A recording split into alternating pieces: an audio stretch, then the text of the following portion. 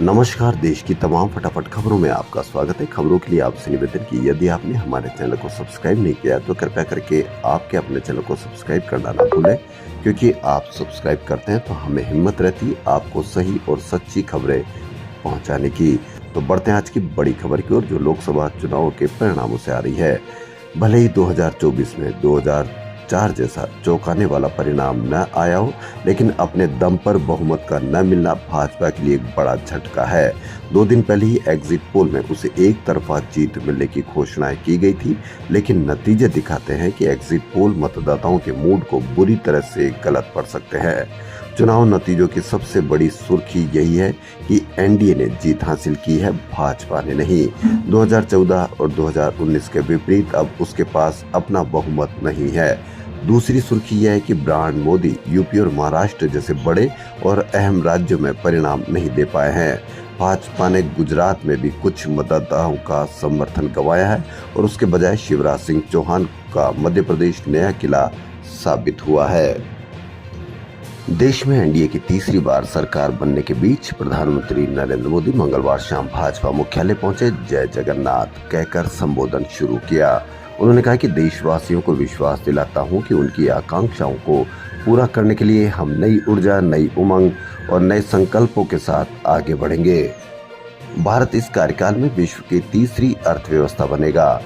1962 के बाद पहली बार कोई सरकार 2 कार्यकाल पूरे करने के बाद लगातार तीसरी बार सत्ता में आई है। ये मोदी ने कहा कि इस बार चुनाव में कुछ और चीजें देखने को मिली। वहीं कांग्रेस नेता राहुल गांधी ने नतीजों के बाद मंगलवार शाम को भाजपा पर तीखे वार किए। उन्होंने आगे की रणनीति का खुलासा करने से इनकार कर दिया। राहुल गांधी ने कहा कि ये चुनाव इंडिया गठबंधन सिर्फ एक दल के खिलाफ नहीं लड़ी, ये चुनाव हम भाजपा, सीबीआई, ईडी सबके खिलाफ लड़े, क्योंकि इनको मोदी और शाह ने डराया धमकाया। राहुल गांधी ने कांग्रेस को मिली बढ़त का श्रेय जनता को दिया। उन्होंने कहा कि जब मोदी सरकार ने हमारे बैंक अकाउंट फ्रीज किए, मुख्यमंत्रियों को जेल में डाला, पार्टियां तोड़ी, तो मेरे दिमाग में था कि हिंदुस्तान की जनता अपने संविधान के लिए एकजुट होकर लड़ जाएगी। ये बात सच साबित हुई।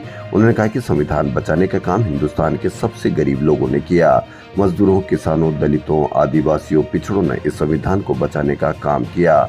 आपने सबसे बड़ा और जरूरी कदम उठा लिया है। कांग्रेस पार्टी के सभी नेताओं ने इंडिया गठबंधन के पार्टनर्स का सम्मान किया और हम एक होकर लड़े। राहुल गांधी बोले कि जनता मोदी और अडानी को एक समझने लगी। स्टॉक मार्केट कहता है कि अगर मोदी सरकार में नहीं रहे तो अडानी भी चले जाएंगे। इनके बीच भ्रष्टाचार का नाता है। एनडीए को एक बार फिर बहुमत मिल गया है, मगर भाजपा इस बार मात्र 240 सीटों पर अटक गई है। 543 सीटों की लोकसभा में बहुमत के लिए 272 प्लस सीटों पर चलना होगा। ऐसे में अब 16 सीटें जीतने वाले चंद्रबाबू नायडू की पार्टी टीडीपी और 12 सीटें लाने वाले नीतीश कुमार की जदयू किंगमेकर की भूमिका में आ गए हैं। इन सहयोगी दलों के साथ भाजपा लगातार तीसरी बार मोदी के नेतृत्व में सरकार बनाएगी या नीतीश कुमार और चंद्रबाबू नायडू इनका साथ छोड़ देंगे, ये आने वाले वक्त और समय बताएगा। इसी बीच अटकलें भी चलती रही कि कांग्रेस सरकार बनाने के लिए चंद्रबाबू नायडू और नीतीश कुमार से संपर्क साध रही है। अब देखना यह है कि नीतीश कुमार और चंद्रबाबू नायडू की पार्टी कितना समर्थन देगी एनडीए को, या उनका एक बार फिर से साथ छोड़ करके वह इंडिया गठबंधन में आएगी, क्योंकि इंडिया गठबंधन के जो किंग मेकर थे, फाउंडर थे, वह नीतीश कुमार ही हैं। खबरों फिलहाल इतना ही। यदि आपको हमारा चैनल पसंद आए तो लाइक, सब्सक्राइब और शेयर अवश्य करें। धन्यवाद।